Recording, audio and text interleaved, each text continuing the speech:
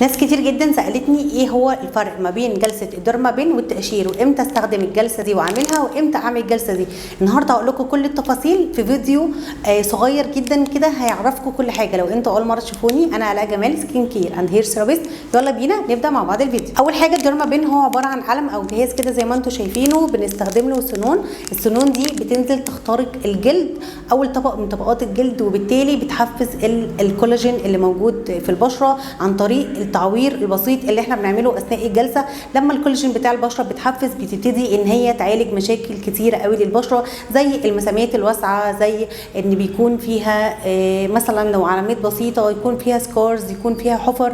فالديرمابين بتقوم بالواجب بالذات، غير لو في دهون عنيده موجوده تحت الجلد احنا بقالنا فترات كتير مش عارفين نطلعها. لما بنعمل الحركه دي للجلد وبتبتدي الجلد بتاعنا يقشر، فبتبتدي الدهون اللي كانت موجوده تحت الجلد تطلع بره الجلد، وبالتالي احنا كده عالجنا الجلد من جوه ومن بره. دي بالنسبه للديرمابين. وطبعا الجلسه بيكون فيها سنون زي ما انا وريتها لكم، كل واحد بنختار السن المناسب حسب بشرته، وكل منطقه في البشره بنعملها بمقاسات معينه.